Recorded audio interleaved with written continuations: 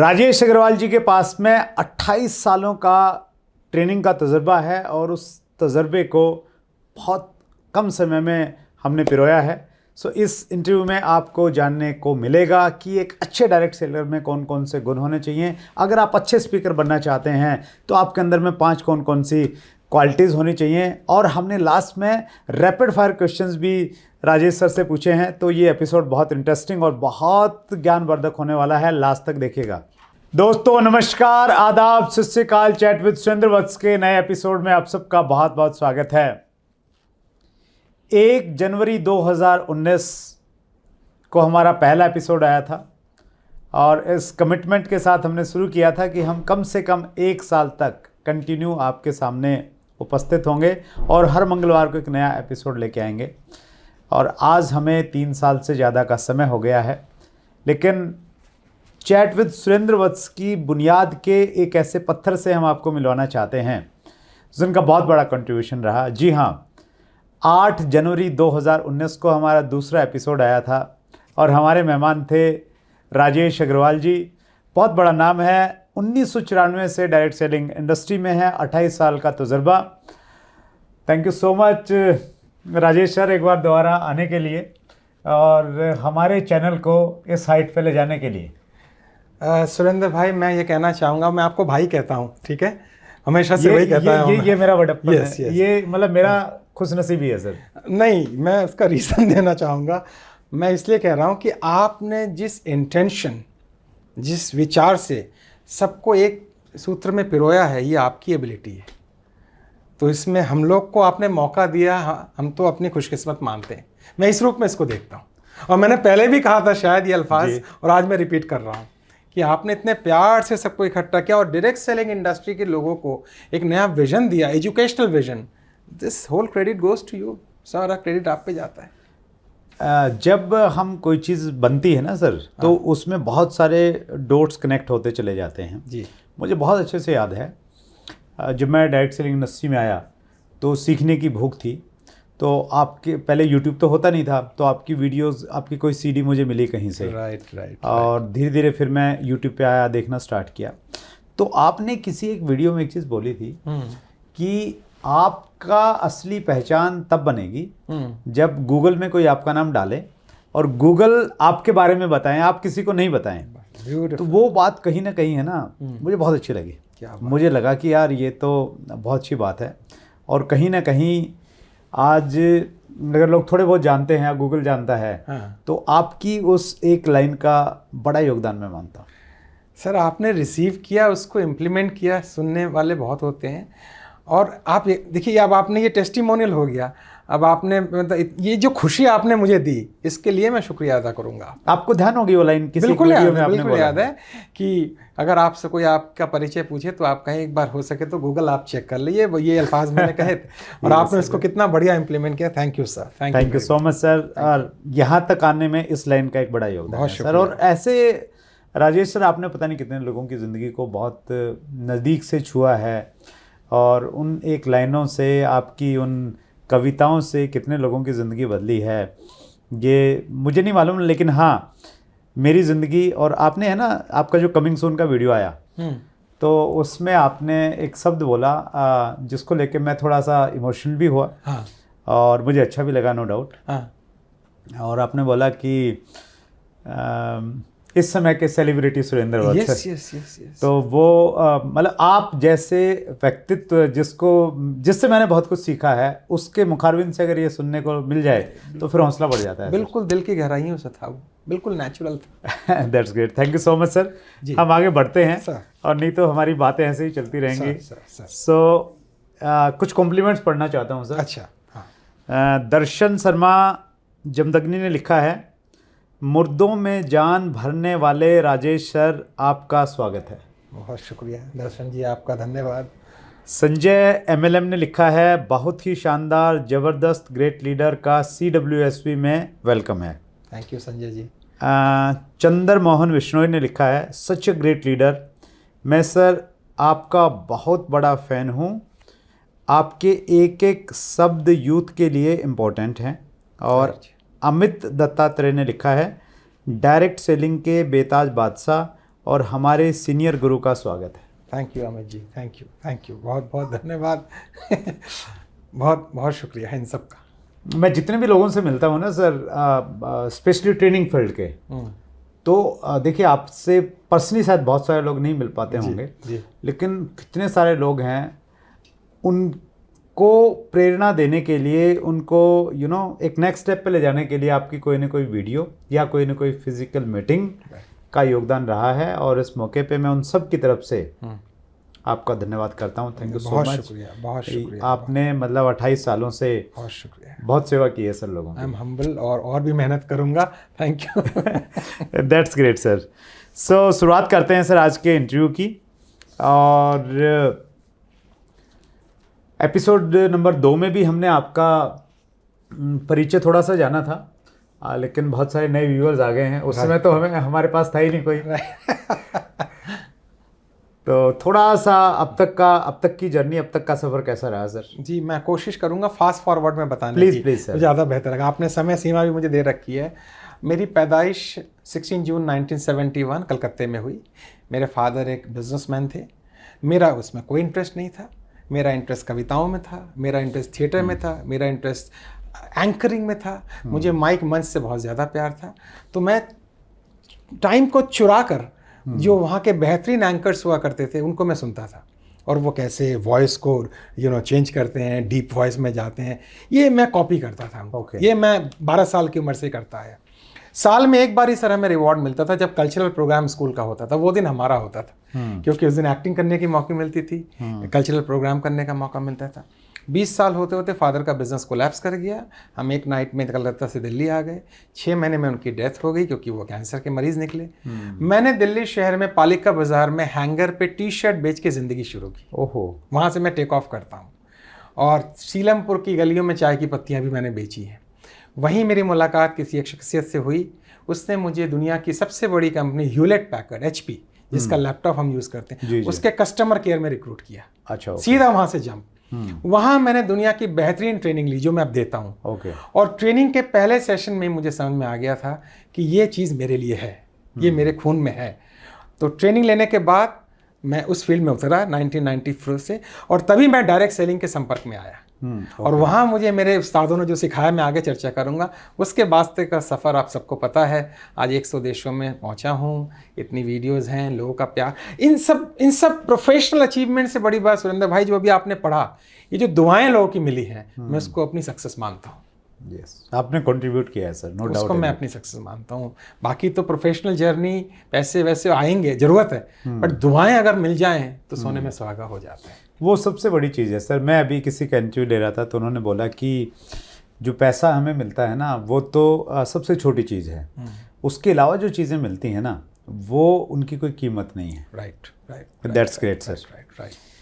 28 सालों से आप सर ट्रेनिंग के फील्ड में हैं। क्या क्या बदलाव आपको दिखाई दिए? मतलब 28 साल पहले की ट्रेनिंग्स और आज की ट्रेनिंग में कुछ फ़र्क महसूस होता है? ये बड़ा अच्छा क्वेश्चन आपने रेज किया है। सर, दिलीप साहब कल भी लेजेंड थे। इसका उत्तर मैं कुछ ऐसे देना चाहूँगा। आज भी लेजेंड हैं। कल भी उनकी कोई पिक्चर आए, जहाँ भी हो जन्नत में, ईश्वर उनको जन्नत ही देंगे, वहाँ से भी कोई पिक्चर भेजेंगे तो वो आज भी लेजेंड रहेंगे, क्योंकि वो एक्टर है। हम सब एक एजुकेटर हैं सर, और एजुकेटर को प्रोसेस बेस्ड ट्रेनिंग देनी चाहिए, ना कि पर्सनालिटी बेस्ड ट्रेनिंग देनी चाहिए। जब प्रोसेस पीछे रह जाए, पर्सनालिटी अपने आप को सेलिब्रिटी में कन्वर्ट कर दे, तो वो ट्रेनिंग नहीं है। तो 28 सालों में हमने रिसेंटली ये बदलाव देखा है, जहाँ पे एक पर्टिकुलर टोन में बात करना, एक हाई पिच पे बात करना, स्लैंग लैंग्वेज का इस्तेमाल करना, हम ये ऑब्जर्व कर रहे हैं। बट सर, जो बेहतरीन स्पीकर ट्रेनर कोचेज बहुत हैं, वो धीरे धीरे लोगों को प्रोसेस बेस्ड ट्रेनिंग देते हैं। तो ये ट्रेनिंग कल भी थी, आज भी है, कल भी रहेगी। जो हम फिलहाल एक प्रोसेस देखते हैं कि भाई, मैं ये नहीं कह रहा कि आप शाउट ना करें, पर शाउट के पीछे भी ट्रेनिंग की प्रोसेस काम करे, ताकि जाते वक्त टेक अवेज क्या है मेरा, मैं लेके क्या जा रहा हूँ। तो कुछ ये टेक्नोलॉजिकल बदलाव तो होते रहेंगे, बट प्रोसेस का बदलाव मतलब इसका कोई सब्स्टिट्यूट नहीं है। कि मैंने हाउ फैक्टर को कैसे सिखाया, इस काम को कैसे करना है, जिसकी चर्चा हम कार्यक्रम की शुरुआत में कर रहे थे। तो आने वाले जितने भी ट्रेनर, स्पीकर, कोचेस हैं, मेरा निवेदन उनसे यही होगा कि वो सेल्फ डेवलपमेंट और प्रोसेस पे ज़्यादा ध्यान दें। प्रोसेस फेमस होगा तो अपने आप फेमस हो जाएंगे। Wow, great, wonderful, that's great sir. आपने डायरेक्ट सेलिंग को बहुत क्लोजली आपने देखा है सर, और कितनी सारी डायरेक्ट सेलिंग कंपनियों के लिए आपने ट्रेनिंग दी होंगी, शायद आपको भी मालूम नहीं होगा। मेरा आपसे प्रश्न ये है, एक डायरेक्ट सेलर लीडर में एक व्यक्ति पहली बार शायद राजेश सर को सुन रहा है और वो डायरेक्ट सेलिंग का अच्छा लीडर बनना चाहता है। परफेक्ट। क्या ऐसे 4-5 गुण वो अपने अंदर में पैदा करे कि वो आने वाले समय में एक बड़ा लीडर बन जाए? हाँ, और बड़ा लीडर बन के इधर चैट विद सुरेंद्र बस बिल्कुल, हमें इंतजार रहेगा, हम उसको सुनना चाहेंगे। 3-4-5 बातें बहुत बेसिक है। एक तो उसके अंदर एंटरप्रेन्योरशिप माइंडसेट होना चाहिए कि मैं एक बिजनेस में जा रहा हूँ जहाँ बहुत बड़ी पूंजी मुझे इन्वेस्ट करने की जरूरत नहीं है। राइट। आज वो खुद का अगर कोई बिजनेस करेगा तो लाख से लेके 5 लाख से लेके 10 लाख रुपए की जरूरत है। कोई कंपनी की फ्रेंचाइजी भी लेगा तो बहुत बड़ा पैसा देना पड़ेगा, फिर इंफ्रास्ट्रक्चर लगाना पड़ेगा। राइट। डायरेक्ट सेलिंग में खास बात क्या है कि उसको बहुत बड़ी पूंजी लगाने की जरूरत नहीं है, एक छोटी सी पूंजी लेके इस बिजनेस को शुरू कर सकता है, लेकिन उसके दिमाग में ये रहे कि ये बिजनेस है और इसमें कमिटमेंट बिजनेस की तरह ही देनी पड़ेगी। नंबर 1। नंबर 2, मेरा उससे निवेदन ये रहेगा कि वो अपनी तालीम ठीक से ले इस फील्ड में। कहते हैं ना, लर्निंग में अर्निंग छुपा हुआ है, आप तो अच्छे से जानते हैं। जी सर। हम लोग क्या करते हैं, एल को हटा देते हैं, सीधा अर्निंग पे आ जाते हैं। अगर उसने लर्निंग ठीक से कर ली सारी चीज़ों की, बिजनेस मॉडल कैसे का, देखिए हमें ये फ़र्क समझना पड़ेगा, सेलिंग में और नेटवर्क मार्केटिंग बिजनेस में फ़र्क है। सेलिंग में मैंने ये बेचा, मुझे कमीशन आ गई, बट नेटवर्क मार्केटिंग में मैंने ये बेचा और जिसको बेचा वो भी मेरा क्लाइंट बना और उसने आगे जिसको बेचा उसकी भी रॉयल्टी मुझे आ रही है, जो कि पैसिव इनकम हम कहते हैं। तो हमें उस समझना पड़ेगा कि ये नेटवर्क मार्केटिंग का बिजनेस प्रोसेस कैसे काम करता है। एक दूसरी बात उसको ध्यान रखनी पड़ेगी। तीसरा, उसको चील की तरह अपने पूरे बिजनेस पर नजर रखनी पड़ेगी। मेरी एक्टिव लेग कैसे काम कर रही है, मेरी वीक लेग कैसे काम कर रही है, जिसने मुझे स्पॉन्सर किया वो एक्टिव है या नहीं है। हो सकता है जिसने स्पॉन्सर किया वो एक्टिव ना हो, एक्टिव स्पॉन्सर कोई और हो, मुझे उससे ट्रेनिंग लेनी है। और उसको डे टू डे बेसिस पे मैं इसको कहता हूँ सुरेंद्र भाई, पावर ऑफ 3 आवर्स। अच्छा, पावर ऑफ 3 आवर्स, 3 घंटे का जादू। यानी 3 घंटे अगर उसने अपने बिजनेस को पूरा मॉनिटर कर दिया तो मैं मानता हूं उसका पे आउट हर महीने बढ़ना ही बढ़ना है। हमारी दिक्कत ये होती है, हम कॉम्प्लिसेंसी में आ जाते हैं। एक बार पे आउट अगर 50,000 पे पहुंच जाए बस, अरे ठीक है 50 तो आ गए। जिम रॉन साहब का कहना है, पैसे कमाना उतना इंपॉर्टेंट नहीं है जितना पैसे कमाने के दौरान आप इंसान बनते हैं वो ज्यादा इंपॉर्टेंट है। आप जानते हैं इस चीज को, ठीक है। तो ये 3-4 बात मैंने आपको, और चौथी मैं उससे कहूंगा कि वो अपनी टीम के साथ टच बनाए रखे, सेलिब्रिटी ना बन जाए। तुमने हिम्मत, मैं आपको एग्जांपल देता हूँ। कोई किसी ने फोन किया अपने अपलाइन को, कहता है तुम्हारी हिम्मत कैसे हुई, रात को तुमने फोन कर दिया, इस शब्द का इस्तेमाल किया। भैया वो आपका बच्चा है, आपने उसको जन्म दिया है, उसकी नर्चरिंग ग्रूमिंग करना काम है। तो ये 4-5 चीजें अगर वो ध्यान में रखे और बिजनेस पे नजर बनाए रखे, ग्रूमिंग करते रहे, कोई सवाल ही नहीं है कि फेल हो जाए। That's good, wonderful sir. ये सर ने जो चीज़ें बताई ना, तो वो डायरेक्ट सेलिंग का लगभग 15-20 साल का तो आपका एक्सपीरियंस रहा ही है सर। तो 20 साल के एक्सपीरियंस से निकली हुई चीज़ें हैं और इनको अगर आपने इम्प्लीमेंट कर दिया एज इट इज़। जैसे सर की एक बात मुझे बहुत अच्छी लगी थी कि अगर आपने कुछ बड़ा करना है तो आपको अपने बारे में खुद बताने की ज़रूरत नहीं पड़े, गूगल बताए। तो वैसी ही कोई चीज़ अगर आपकी समझ में आ गई तो हो सकता है आने वाले 4-5 साल में आपकी ज़िंदगी में बहुत बड़ा बदलाव आ जाए। That's great sir, thank you. Rajesh sir, आप बहुत अच्छे स्पीकर हैं सर, अमेजिंग। मतलब आपका जब आप स्टेज पे होते हैं, आपकी बॉडी लैंग्वेज, आपकी बातचीत, मतलब मैं तो बहुत सारी चीज़ों को ग्रहण करता हूँ लेकिन वो कॉपी नहीं कर पाता हूँ, तो उसके लिए बहुत ज़्यादा सीखने की ज़रूरत है। आप हमारे फ्रेंड्स मीट में आए, क्या जलवा है आपका लगी रहता है हमेशा। तो मेरा प्रश्न ये है, अगर कोई व्यक्ति अच्छा स्पीकर बनना चाहता है और स्पेशली डायरेक्ट सेलिंग में स्पीकिंग एक पार्ट है एक्चुअली, तो कोई 4-5 ऐसी टिप्स जो उसको अच्छा स्पीकर बना दें। वैसे तो मैं एक कोर्स करवाता हूँ, स्पीक टू इम्प्रेस, वो पूरा 2 डे का वर्कशॉप है, बट मैं 5 बातें बताना चाहूँगा। किसी कोर्स के बारे में भी थोड़ा बताइए सर, अगर कुछ लोग इंटरेस्टेड हैं तो देखें। मेरा 2 दिन की कार्यशाला है जिसका नाम है स्पीक टू इम्प्रेस। अच्छा। और उसमें पूरा प्रोसेस आएगा, शुरुआत कैसे होगी, बीच में कैसे जाएंगे, एंडिंग। यानी मैं अगर यहाँ पे संक्षेप में बता पाऊँ तो एक स्पीकर एक फुटबॉल मैच को इमेजिन कर ले। राइट, ठीक है जी सर। बॉल ड्रिबल करना और गोल करना, या एक वो माला को इमेजिन कर ले, माला में जो फूल है वो है कंटेंट, राइट, जो धागा है वो कंटेंट को अलाइन करना है, और जो पहनाना है वो डिलीवरी स्किल है। अच्छा। कंटेंट बढ़िया है सुरेंद्र भाई, पिरो भी दिया, पहनाने में गड़बड़ हो गई, खेल वहां बैठ जाता है। मैंने ज्यादातर लोगों को पहनाने वाले प्रोसेस में गड़बड़ी होते देखा है। सो एक कहावत है, what you speak is also important but how you speak is more important. Very true. ठीक है, तो 5 बातें। स्पीक टू इम्प्रेस 2 दिन का वर्कशॉप है, कभी मौका मिला तो आपके साथ करेंगे या जैसा होगा देखेंगे। हम लोग नहीं, उसका क्या प्रोसेस क्या रहता है उसमें, अगर कोई व्यूअर है वो जुड़ना चाहे उसके साथ? हाँ, तो वो आपके यहाँ पे सूचना दे दे कि मुझे स्पीक टू इम्प्रेस 2 दिन की पब्लिक स्पीकिंग स्पीकर बनने की कला पे वर्कशॉप करना है, फिर हम उसको कांटेक्ट कर लेंगे। तो उसमें डिस्क्रिप्शन में हम लिंक डाल देंगे सर। हाँ, नंबर दे देंगे तो पीपल कैन कॉन्टेक्ट। राइट। अच्छा, अब देखिए ध्यान है, पहली चीज स्पीकर की, हमें लगता है बोलने की कला पहली है ना, सुनने की कला। जितना गहरा वो लिसनर होगा उतना बेहतरीन स्पीकर होगा। सुनना जो है वो सिविल इंजीनियरिंग का काम करती है, और बोलना है वो आर्किटेक्चर का काम करती है। अरे वाह।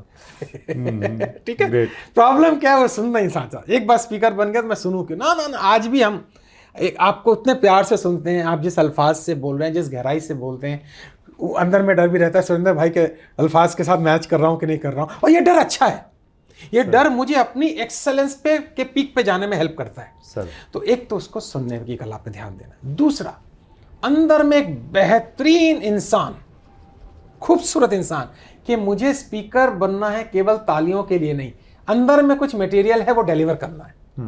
मेरे पास कंटेंट है, मुझे लोगों को डिलीवर करना है। ठीक है। तीसरा, हर स्पीच में मैं मौजूद हूं या नहीं। अच्छा, यानी मैं अगर एक 15 मिनट की स्पीच दे रहा हूं, एग्जांपल के तौर पे 20 मिनट का की नोट दे रहा हूं, तो 5 मिनट उस टॉपिक से मेरे व्यक्तिगत उदाहरण है या नहीं है। अच्छा, या मैंने गूगल से मार दिया, या कहीं से का ईंट कहीं का रोड़ा, भानुमति ने कुनवा जोड़ा। मैं अगर स्पीच में मौजूद नहीं हूं तो इसका मतलब वो मेरा पर्सनल एक्सपीरियंस नहीं है, बोरोड एक्सपीरियंस। और ऑडियंस को हम कहते हैं रॉ एंड रियल, आज के टर्म में कहते हैं रॉ एंड रियल। जितना आप रॉ होंगे, जितना आप रियल होंगे, हाँ बोलने में रिफाइंड रहे, राइट, बोलने में रिफाइंड रहे। एक तो तीसरी पॉइंट ये हो गई। चौथी पॉइंट ये हो गई कि हम जिस टॉपिक पे बोल रहे हैं उसके साथ पूरा जस्टिफाई करके ऑडियंस को मुकाम तक ले जाए। राइट। अगर मैं डिसीजन मेकिंग पे बोल रहा हूं तो मेरे एग्जांपल, उदाहरण, स्टोरीज, एनालिसिस, डेटा सारे डिसीजन मेकिंग पे हों, और ऑडियंस वहां तक पहुंच जाए कि भैया घर जाके डिसीजन मेकिंग पे ये पहला एक्शन लेना है।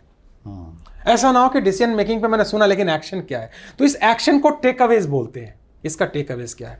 और लास्ट पॉइंट एक स्पीकर के लिए मैं कहना चाहूंगा कि वो अपने वॉइस पे काम करे, वो अपने शब्दों पे काम करे, वो अपनी लैंग्वेज पे काम करे। क्योंकि हम कभी कभी इमेजिन करवाते हैं कि कल्पना करें कि आपके जो ऑडियंस है वो किसी कारण से आंख से देखने में सक्षम नहीं है, किसी कारण से जी। तो आप विजुलाइज कराएं कानों से, ताकि आप उनके दिल से लेके आत्मा में बैठ जाएं, तब आप बेहतरीन स्पीकर होंगे। वंडरफुल। ये 5 सूत्र अभी के लिए। Wonderful, great sir, wonderful. आपने 3 मिनट में 5 चीज़ें बता दी, 2 दिन में तो आप पता नहीं क्या क्या अंदर में उतार दोगे। बहुत कुछ है, हम ईश्वर करे मौका मिले। That's great. ये देखते हैं किन लोगों का लक रहता है। राइट। अब व्यूवर्स के बहुत सारे क्वेश्चंस हैं सर। कुछ क्वेश्चंस मैं लेना चाहूँगा उनमें से। रेहान खान ने पूछा है, एक लीडर को रोज़ के क्या काम हैं, और नेटवर्क मार्केटिंग में कोई एक बुक अगर आप रिकमेंड करना चाहें तो। सर, एलन पीस की बुक मैं हमेशा रिकमेंड करता हूँ। सवाल ही जवाब। सवाल वही मैं भी पढ़ के बड़ा हुआ हूँ, सवाल ही जवाब है। बाकी आपका ऐप है, उस पर कोर्सेज हैं, वहाँ पे जाएं, उनको वो डाउनलोड करें। बट अगर आप तुरंत कहेंगे भाई कोई बुक राजेश जी बोले, तो मैं एलन पीस को स्ट्रेट अवे रिकमेंड करूंगा। क्योंकि वो कल भी, आप भी जानते हैं, कल भी वो एवरग्रीन थी, आज भी एवरग्रीन है, और कल भी एवर, मतलब वो सिंपल इजी इफेक्टिव जो वर्ड है ना सर, हाँ, वो बुक है, वो जस्टिफाई करती है। ठीक है, एक तो ये हो गया। और एक उसके साथ एक उन्होंने पूछा है, एक लीडर का रोज का क्या रूटीन होना चाहिए, क्या काम वो करे? सर, हमारे डायरेक्ट सेलिंग के बिजनेस में सुरेंद्र जी मैंने देखा है, मोटिवेशन से ज़्यादा डिसिप्लिन काम करती है। मोटिवेशन की मामला कुछ ऐसा है, हिस्ट्री ज्योग्राफी है बेवफा, रात को पढ़ो दिन में सफा। डिसिप्लिन वो कछुआ है जो खरगोश के मोटिवेशन को हरा देता है। यानी वो कछुआ जो है धीरे धीरे जा रहा है, रोज खरगोश रुक गया। तो मैं अपने तमाम मित्रों से कहूंगा कि आंधी आए, तूफान आए, बरसात आए, 3 घंटे डिसिप्लिन के साथ आपको इस बिजनेस को देना है, अगर आप नौकरी के साथ कर रहे हैं तो। राइट। और अगर फुल टाइम कर रहे हैं तो नेचुरली, यानी आप जैसे सर्विस क्लास वाला बंदा सर्विस में जाता है, शुरू के 3-4 साल जमीन को मजबूत करने के लिए आपको देने पड़ेंगे। राइट। ताकि आप अपनी टीम को इंस्पायर कर सकें, तालीम दे सकें, जूम सेशन कर सकें, ग्रूम कर सकें, ट्रेनिंग दे सकें। 3 घंटे, पावर ऑफ 3 आवर्स, मैं बार बार घूम के इस पे आऊंगा। अगर आपने एक दिन में मिस किया तो आपने बहुत बड़ा मिस कर दिया। राइट। तो मैं उनसे यही 3-4 बातें कहूंगा कि आप पहले तो अपना सुबह 6 से 9 ठीक करें। इसका 6 से 9 ठीक है, उसका 9 से 6 ठीक है। ग्रेट। और लाइफ को डिसिप्लिन में लाएं और आप डे टू डे बेसिस पे मॉनिटर करें, आपको सफल होना ही होना है, गारंटेड है इस बात। That's great, wonderful sir. अगला प्रश्न ले रहा हूँ सर, अमर कंसल का है। Sir, I am a CA student and in second year of college, so please tell, should I start direct selling at this time by managing both CA studies and regular college? Is it advisable? It is absolutely advisable. It is absolutely advisable. Many people who are doing professional courses, बहुत सारे ऐसे मित्र जो professional courses कर रहे हैं, direct selling business में आए हैं, क्योंकि वो अपने एकेडमिक्स के साथ साथ एक पार्ट टाइम बिजनेस करके अपना एक इनकम का प्रोसेस को मजबूत कर रहे हैं। तो बिल्कुल एडवाइजेबल है। हाँ, अब इसमें एडवाइजेबल मतलब उसको क्या करना चाहिए, हम क्या इस पे चर्चा करना नहीं, बस वो यही पूछना चाह रहा है कि दोनों के साथ में किया जा सकता है। अमरजीत, आपको मैं ये बताना चाहूँगा कि इसमें एडवाइजेबल नहीं, यू मस्ट डू इट। क्योंकि CA वाली नॉलेज के साथ साथ आपने प्रैक्टिकल हमारे इस बिजनेस में सबसे बड़ी जो स्किल है वो है पीपल मैनेजमेंट स्किल। राइट। आपको फ्रस्ट्रेशन होगा, लोग छोड़ के चले जाएंगे, नई रिक्रूटमेंट करनी पड़ेगी, आपको लगेगा क्या है, बट उसी में आपकी ग्रोथ है। आपको कम से कम ऐसी जगह पहुंचा देगा कि आप दुनिया के सबसे बड़े मोटिवेशनल स्पीकर बन जाएंगे। ये एडिशनल बेनिफिट है, तो आपको करना चाहिए। That's great. कुछ रैपिड फायर क्वेश्चंस हैं सर? सर मुझे मजा आया। तैयार है? मुझे मजा आया। राइट। रैपिड फायर क्वेश्चंस मैंने नोट नहीं किए, भी बनाता हूँ तुरंत, मैं भी तुरंत बनाता हूँ और तुरंत आपको भेजता हूँ। हाँ। राजेश अग्रवाल जी की एक स्ट्रेंथ और एक वीकनेस। हाँ, पहले वीकनेस पे बात कर लेते हैं, ज़्यादा हाँ। अच्छी रहेगी। 3 महीने में एक बार गुस्सा आ जाता है। पहले डेली आता था, उससे पहले आवरली आता था, अब 3 महीने में एक बार आ जाता है। अच्छी प्रोग्रेस हो रही है। हाँ, बट वीकनेस है, अभी भी आता है। मैं गुस्सा कैसे मैनेज किया जाए इसकी ट्रेनिंग देता हूँ, बट 3-4 महीने में किसी घटना पे आ जाता है, तुरंत रिकवर कर लेता हूँ, बट कोशिश कर रहा हूँ ऐसी जगह पहुँचने की कि गुस्से की फैकल्टी डिजॉल्व भी हो जाए। अभी राम भाई से बात हो रही थी तो उन्होंने कहा मैं आपसे चर्चा करूंगा, मैंने कहा मैं जानना चाहूंगा। तो ये वीकनेस है, रिएक्शन ना आए वहां तक मैं ले जाना चाह रहा हूँ खुद को। That's good, right. और स्ट्रेंथ ये है कि थोड़ी मेरी स्ट्रक्चर्ड लाइफ है। मतलब सुबह से लेकर रात तक मुझे डिसऑर्गेनाइज चीज़ें खुद के लिए पसंद नहीं है। जूते भी रखने हैं तो ठीक से रखने हैं, ठीक है ना, सारा कुछ अलाइनमेंट में होना चाहिए। 1 वीक की प्रोग्रामिंग होती है, तो लाइफ को स्ट्रक्चर तरीके से जिया। और दूसरा, मेरे को पता है कि फैमिली और बिजनेस दोनों को मैं बैलेंस करके चलता हूँ। कोई एक ऐसी चूक आपको लगती है कि आपकी लाइफ में ये चूक हो गई, या ये कोई गलत डिसीजन आपका हो गया हो? हाँ, उस समय तो नहीं लगा था, क्योंकि उस समय तो रियलाइजेशन ही नहीं थी। आज जब पीछे मुड़ के देखता हूं तो अपने जीवन का बहुत समय ऐसे लोगों को दिया जो उस समय के लिए क्वालिफाई नहीं करते थे। अपने जीवन का बहुत सा समय उन लोगों को दिया जो उसके लिए बिल्कुल क्वालिफाई नहीं। वो अच्छे खराब मैं नहीं कह रहा हूं, लेकिन जो मिशन के साथ मैं चल रहा था उस मिशन के लिए क्वालिफाई नहीं करते थे। अगर कहीं अगला प्रश्न आया तो मैं बताऊंगा मैं किनकी चर्चा कर रहा हूं, लेकिन थोड़ा सा मैं हिंट देता हूं, इस प्रोफेशन में, डायरेक्ट सेलिंग में, हर व्यक्ति एप्लीकेबल नहीं है। राइट। प्रोडक्ट का यूजर बना लो, बिजनेस के लिए एक प्रॉपर इंटरव्यू क्वेश्चनियर होना चाहिए मेरे ख्याल से। तो मैंने बहुत से लोगों को टाइम दिया, मुझे लगा कि ये अच्छे हैं, पैशनेट हैं, मैं ये कर दूंगा, आग लगा दूंगा, हेलीकॉप्टर खरीद दूंगा, जहाज खरीद लूंगा, आप समझ रहे हैं मैं जिस भाषा का। लेकिन मैं सोचता हूँ भाई पहले तो एक छोटी सी इनकम को स्टेबल करो ना, बाद में हेलीकॉप्टर खरीदना। तो ये एक रिग्रेट है, इसके बाद चेंज हो गया। बट ये है एहसास कि उन लोगों को बहुत समय दिया जो उस समय के लिए वो डिजर्व नहीं करते थे या क्वालिफाई नहीं करते थे। योर मेंटर किसको सबसे ज़्यादा फॉलो करते हैं सर? सर जिसने मेरी लाइफ को शेप अप किया वो तो मिस्टर असित घोष है। असित घोष जिनसे आपने ट्रेनिंग लिए। नेचुरली 7 साल उनके साथ रहा। उन्होंने मुझे रॉ से रिफाइन किया। उनके साथ 7 साल 24 घंटे 60 मिनट 60 सेकंड रहा। शुरू के तो ट्रेनर वही हैं और तो किसी का नाम नहीं। उसके बाद ब्रायन ट्रेसी, जिम रॉन, ये 2 शख्स ऐसे हैं जिनको मैंने जिनसे मैं मिला नहीं, ब्रायन ट्रेसी से मिला था, बट जिम रॉन साहब, बट इनकी वीडियो ऑडियो को मैंने बहुत इम्बाइब किया, उस प्रोसेस को इन्वाइब किया ताकि मेरी अपग्रेडिंग हो सके। तो ये 2 ट्रेनर हैं। और थोड़ा सा स्पिरिचुअल में आना चाहूँगा, 3-4 लोगों का नाम लेना चाहूँगा। स्वामी चिन्मयानंदा, अच्छा, जिनसे मैंने बहुत कुछ सीखा, ओशो रजनीश, और अब एट द मोमेंट जे कृष्णमूर्ति। हाँ, जे कृष्णमूर्ति जी को मैं भी फॉलो कर रहा हूँ। आजकल मैं उनको बहुत पढ़ रहा हूँ। अंतिम मुक्ति उनकी बहुत तो ये पूरा मेरा ट्रेनर का एक सर्किट है जिसको मैं लेके चल रहा हूँ। बहुत सारी किताबें आपने पढ़ी होगी, कोई एक किताब जो आपके बहुत दिल के बहुत नज़दीक और आपको लगा कि यार इसने मेरी लाइफ को टच किया है? हाँ, मैंने अध्ययन काफ़ी किया है, बट अगर आप मोटिवेशनल में एक किताब लें तो अभी मैं चर्चा भी कर रहा था, awaken the giant with in, Tony Robbins की किताब है। 2000 में मैंने उसको पढ़ा था, उसने जीवन बदल दिया। Awaken the giant with in, उन्हीं की किताब है अनलिमिटेड पावर्स, बट उससे ज़्यादा असर awaken the giant with in ने मेरे ऊपर किया था। तो उनकी वो किताब जिसने मुझे एकदम मैसिव ट्रांसफॉर्मेशन किया था। और एक मैं थोड़ा सा स्पिरिचुअल एरिया में चला जाना चाहूँगा। एक किताब है स्वामी आदरणीय रामकृष्ण परमहंस के जीवन के ऊपर है। अच्छा। स्वामी रामकृष्ण जी, उनकी 2 वॉल्यूम में है, रामकृष्ण मिशन से मिलेगी। उसने स्पिरिचुअली बड़ा हेल्प किया। अच्छा, रामकृष्ण मिशन की जीवनी पूरा उनके एक डिसाइपल ने लिखी है। That's great.